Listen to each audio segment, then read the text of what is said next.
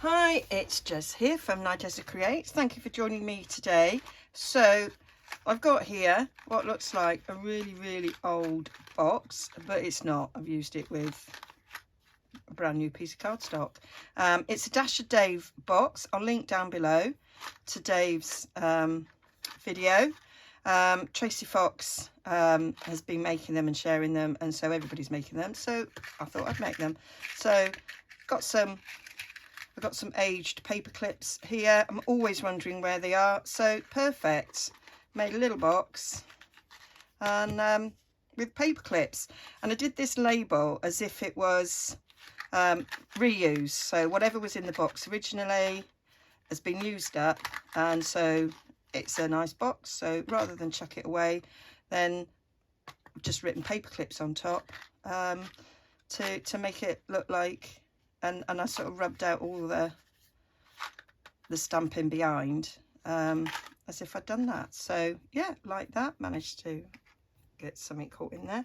So I'm going to show you how I made this box. I'm going to make a different box for this time. Got all the measurements for this over on nigezza.co.uk. I did a blog hop at the weekend showing this. The theme was vintage, but I want to make a slightly bigger one.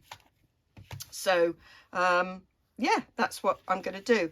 I'm using this is Wild Wheat. It's a colour from Stampin' Up.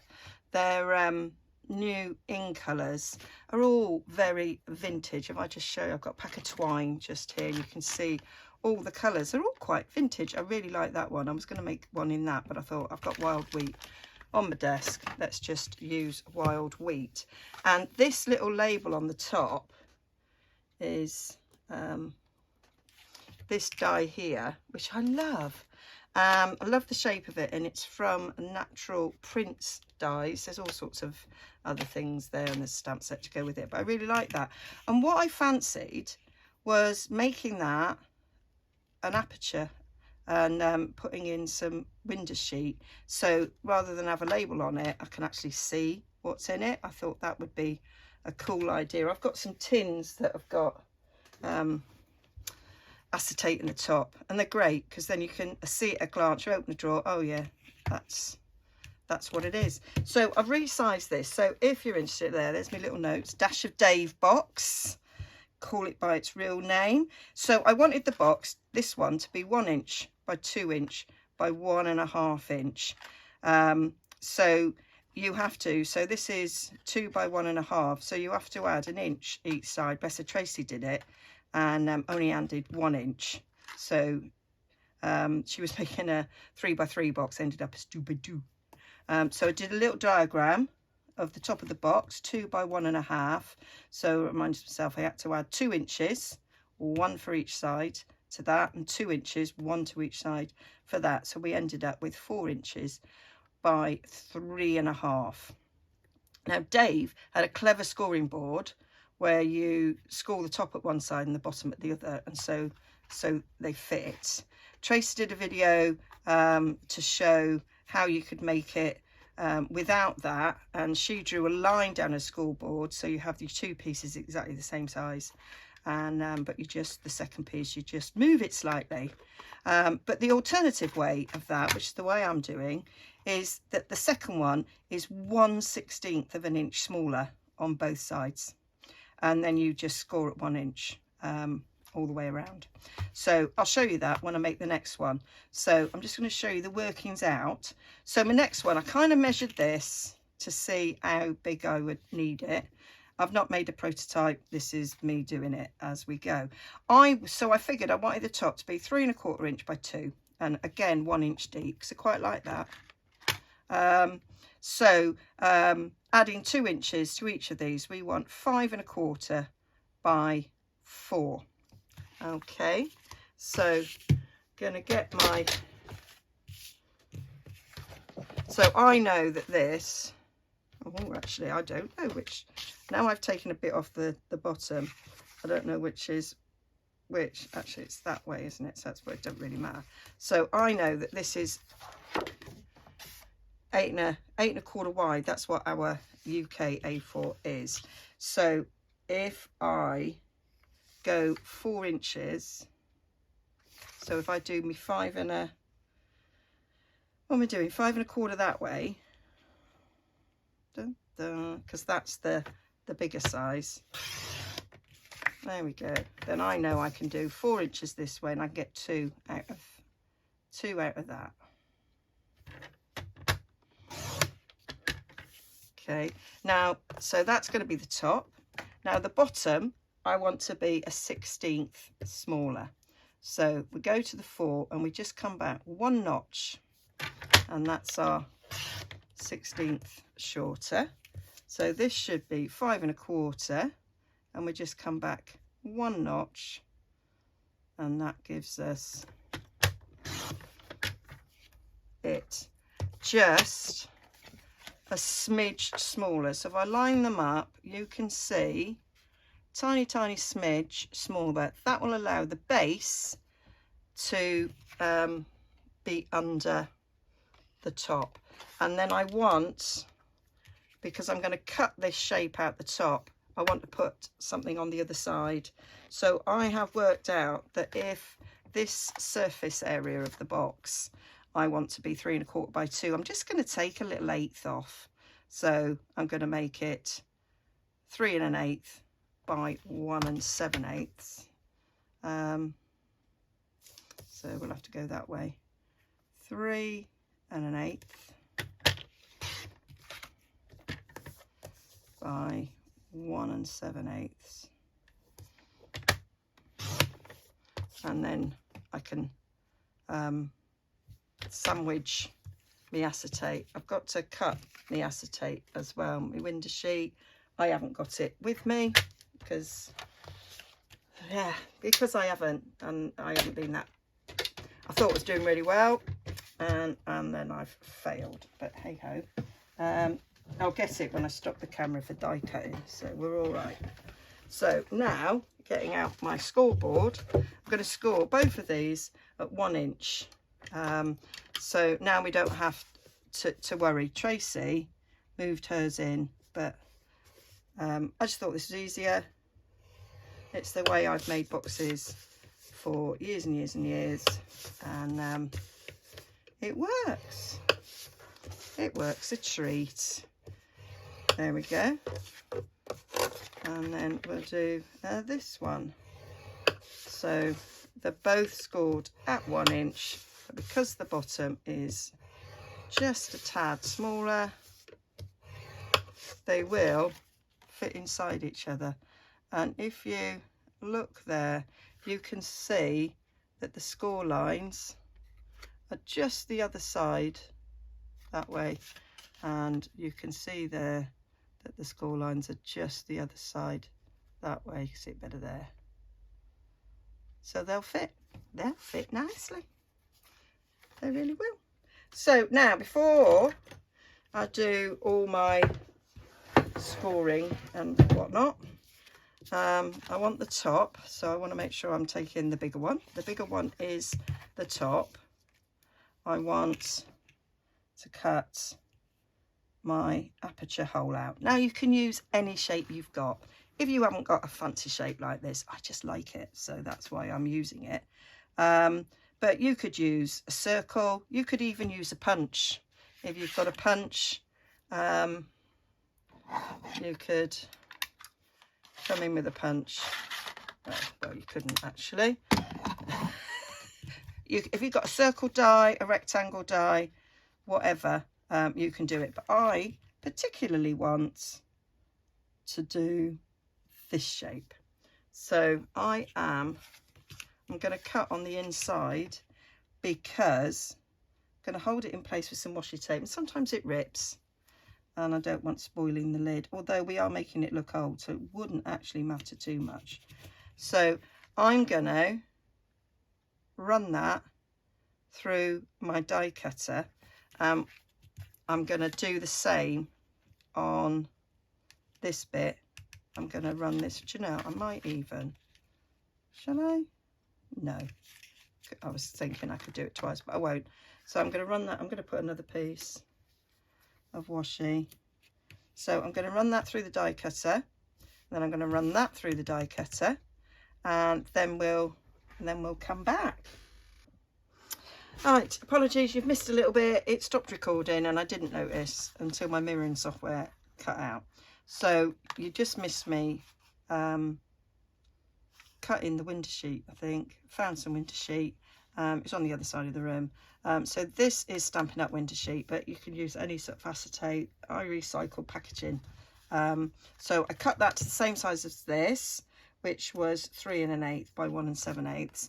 And I stuck it down. So I put glue all the way around the outside of the aperture, posh name for hole, and then all the way around the edge of the acetate to stick it down. You can see the glue there, which is why I wanted to stick this over it. I might have to do it upside down, Jez, so that it, yeah, matches a wee tad better. So I'm going to stick that over so it covers the acetate. Completely unnecessary step, but I want to do it. So there we go. And it's my box and I'll do what I want. So there we go. I think I was talking about Dasher Dave. If you like vintage stuff and you like turning modern things to look authentically old, he's your man. And if you like stationery, he's your man. It's really good at recreating old-fashioned stationery. I love it. So I've made a few of his projects and I just love them, and his sense of humour tickles me all the time. We have the same, always get his cultural references. Very funny. Right, so because I've like matching up the hole, it's a little bit squiff on top of that acetate, but it doesn't matter. Really doesn't matter. There we go. So that is that bit, and it's just easier to do this whilst your acetate just then comes like static and like everything sticks. There we go. So there we go. So that's my lid, that's my bottom. Okay, and that's when I go into the minion mode and go you can bottom.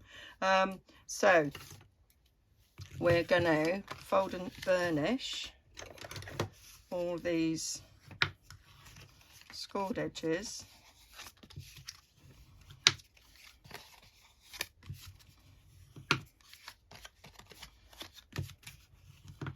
I haven't made a box for ages. Those of you that's followed me for a very long time will know that I have made gazillion boxes and gift bags. I have a playlist, I think it's called Boxes and Gift Bags, and I like making my own storage, so this sort of thing I like to do a lot. So we are going to cut up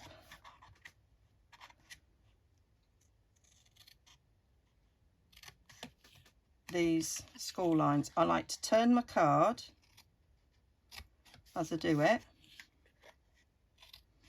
I go just the other side of the score line. There we go. And then we'll come back in and we'll just notch each corner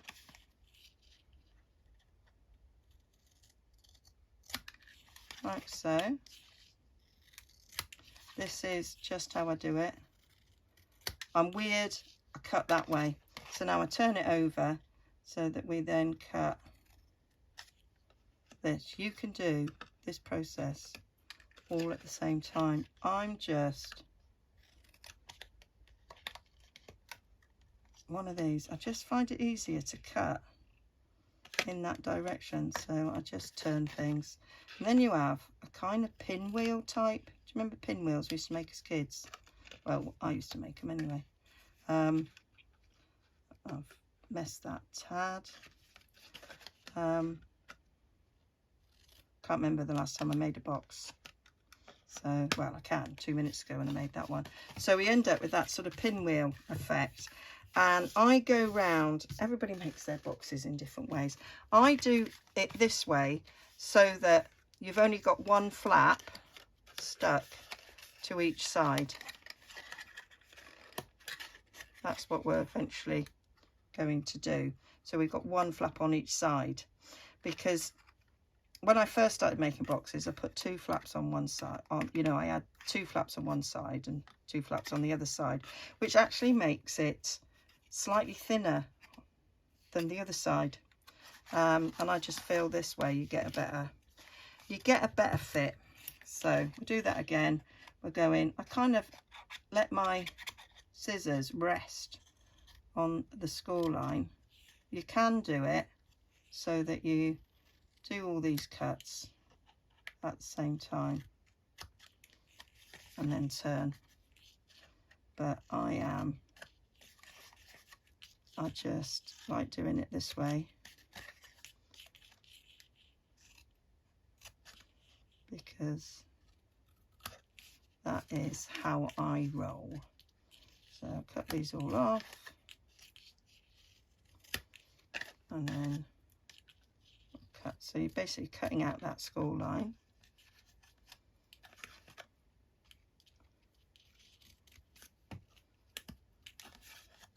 Doesn't matter how big your divot is, really.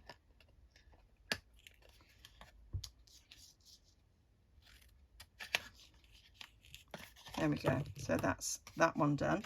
Now I do the base first. In terms of making things fit, I do the base first. I find it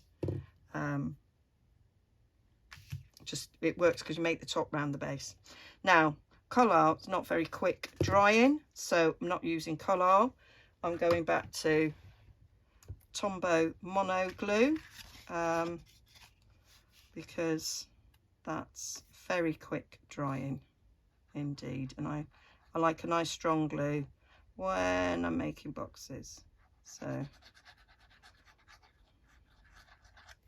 your Tombow on there, and then you just match up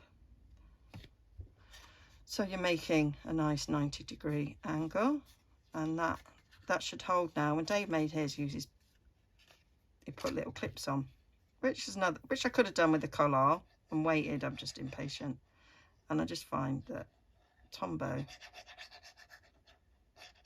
dries really, really quick. Art glitter does as well. I've got some of that, but controversially, it's not my favourite glue. There we go. This stuff's really expensive, so I don't use it that often anymore. But for things like this that I really want to stay stuck for the duration of me wanting to use it. Now I'm tucking that in as I do this.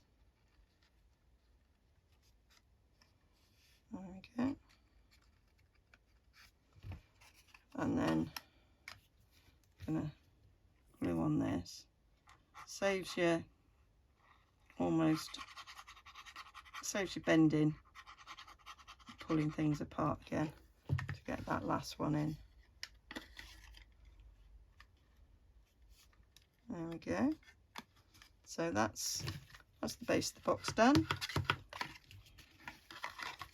Then I just use my bone folder to give it a good old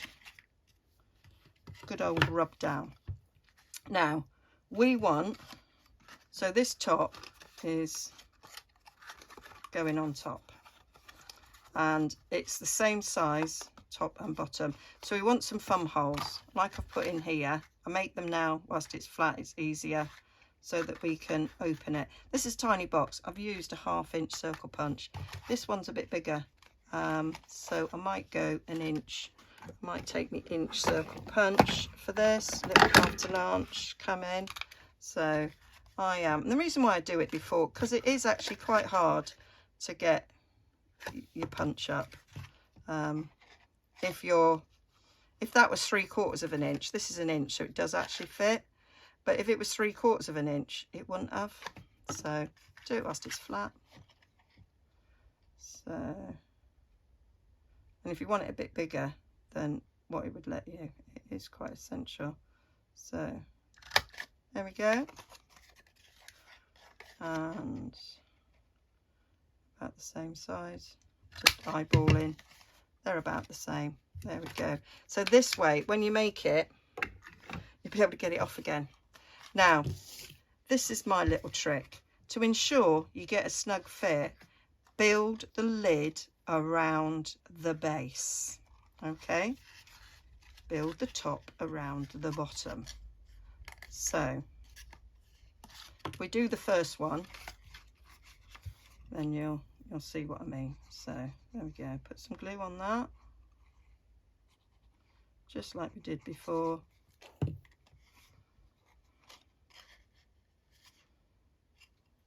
There we go. Now then, let's put the bottom in, and then you've also got something to push against. Okay.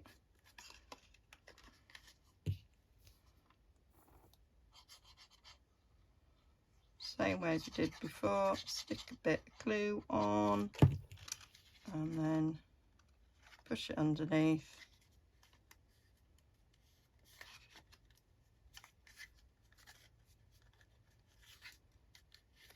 Because there's nothing worse when you make a box and it doesn't fit and it's too loose, whereas this makes it all a little bit easier.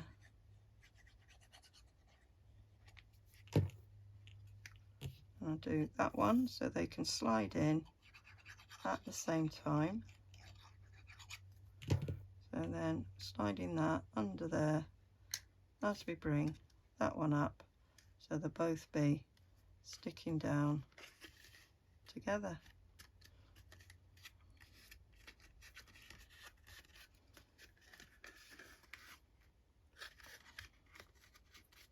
So we know that fits, because if it fits the bottom like so, it's going to fit it like that. So there we've got a nice, well-fitted box. And we'll just do, I'm going to put the lid on this now because it's a nightmare.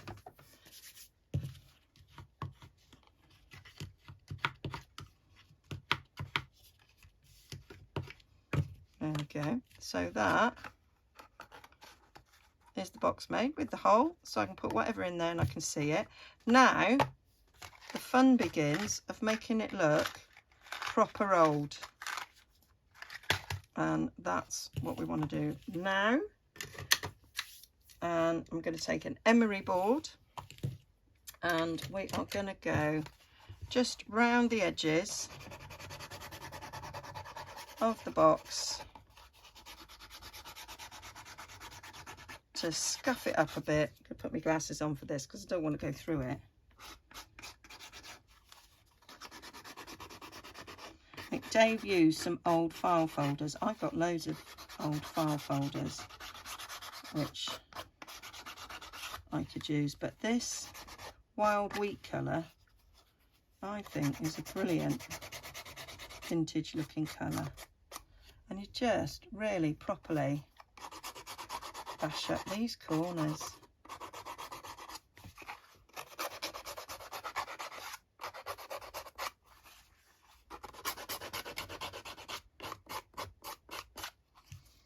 So take it apart now, so I want to do these bits as well, corner bits, give them a good old bish bash bosh, because you're imagining this has been used for decades, for a very long time. And do the corners.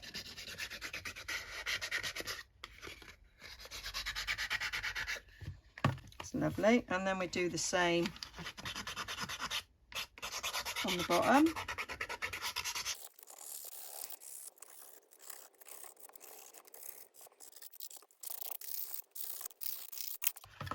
Right, and then the other thing we do is just rough up the surface as if it's been in and out of drawers and cupboards.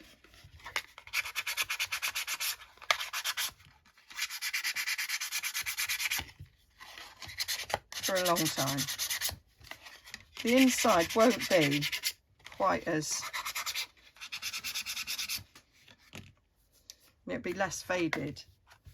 I did think about leaving this out in the sun for a bit, but unfortunately the sun's been hiding, so, but the colour would fade a bit, and that would look good.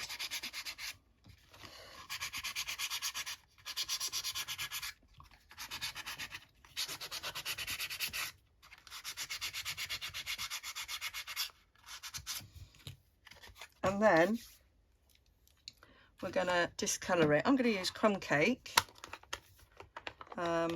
because that kind of, I just felt that gave it a really nice sort of dirty look, as if years of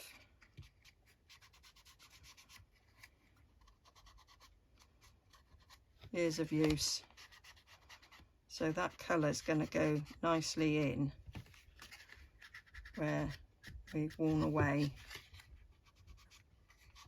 the card.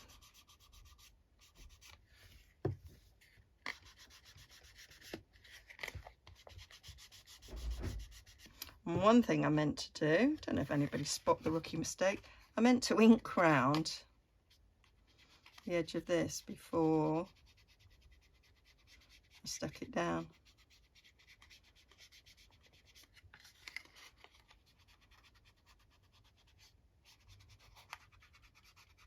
Because dust would have collected around there.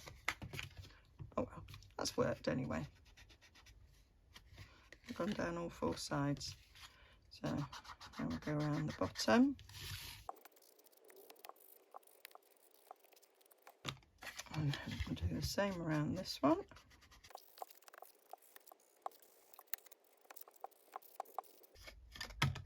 Oh, well, that's quite authentic, isn't it?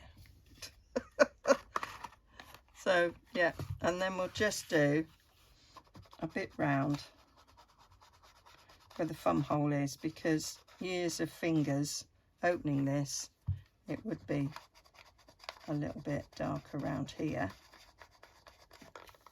than anywhere else. So we've got that shape there, and then I'm just gonna add a little bit extra then. And it'll be a bit cleaner on the inside, so I might do a bit on the bottom.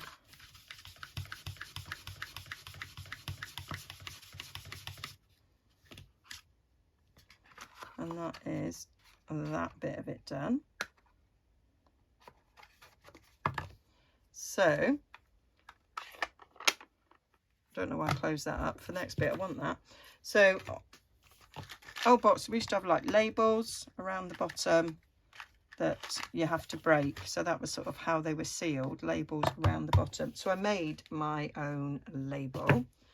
I made this for a blog hop where I had to use Stampin' Up stuff. So I'm going to do that.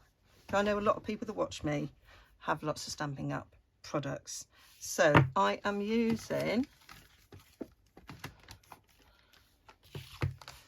this alphabet set. Comes with a punch that cuts out these little labels. I've used that one, and I'm just added sort of a letter and a number using Days to Remember. Like to think outside of the box. So I'm just going to bring in the mat. I've got a scrap of tea dyed paper because I thought that worked well. You can see where I did it before. I'm going to use crumb cake again because I am. So stamp my labels. There we go. And then I used crumb cake marker here. So we've got on here, we've got days of the week. So I just chose a letter. Might use T this time. So I just coloured it in with the marker. It's the same colour as the ink. You can see through it. So I did a T, Jez. There we go. And let's do, shall we do S? Stationery. I did think about making a label and spelling what was in it, but that didn't happen. There we go. And then some numbers. Just gonna stick that on there, take that off. So shall we have 29? Why not?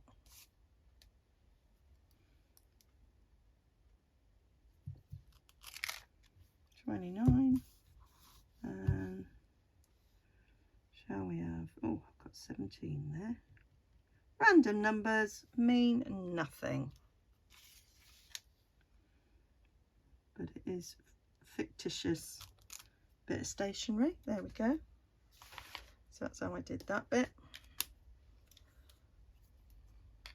And then I got my little punch and I just punched these out. Just took my glasses off. I need them back on. So just thought these made cute little labels.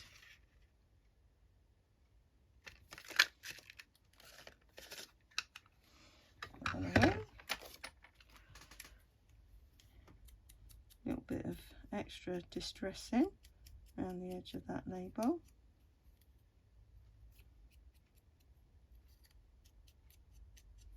Not that there's really enough ink on there, Jez, to be making any difference.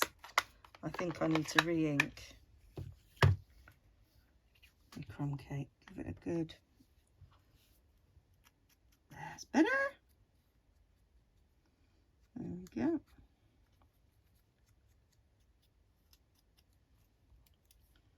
This is, I think this is 120 GSM paper I just tea dyed. If not, it's just ordinary copy of paper. Can't actually remember. There we go. And then move that out of the way. And then I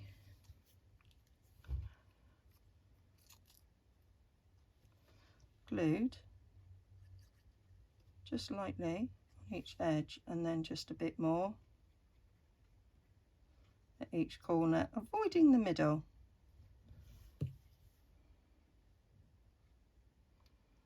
And then found the center point, eyeball it about there, and then fold it over.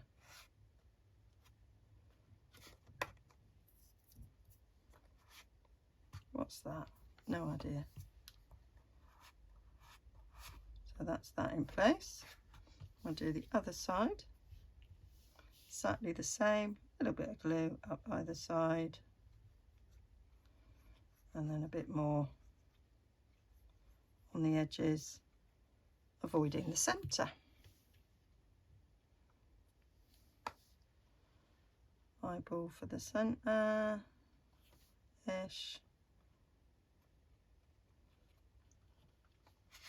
Fold it over, and that's it, like sealed. Give that a minute to dry well, and then I took a knife and I just like slit it, because that would be the sort of thing you'd probably do when this was new, as you slit it like so. And then we can come back in with our emery board and give that a proper old bish bash bosh. Let it peel up.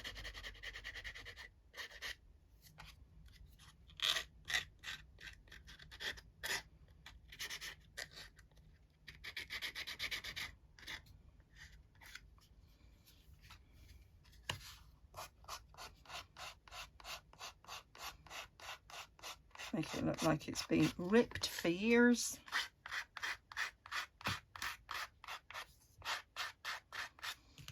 And then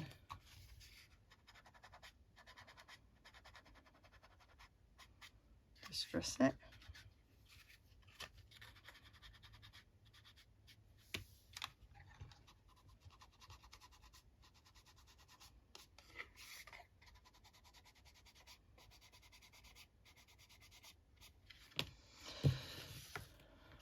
And then put it back on,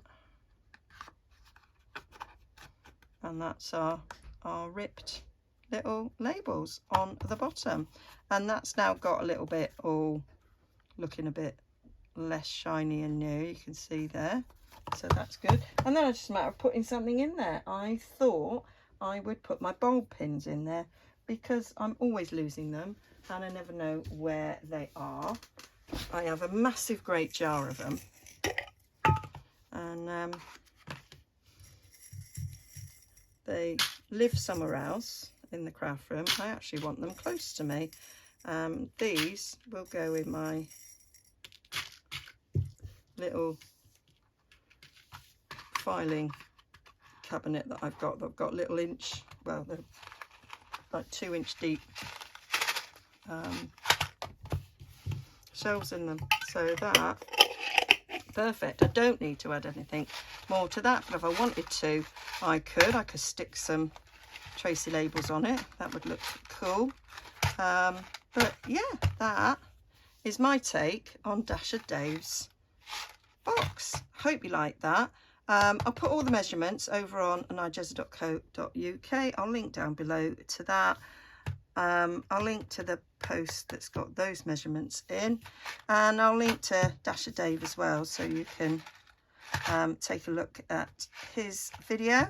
And I'll see you all again very, very soon. Bye for now.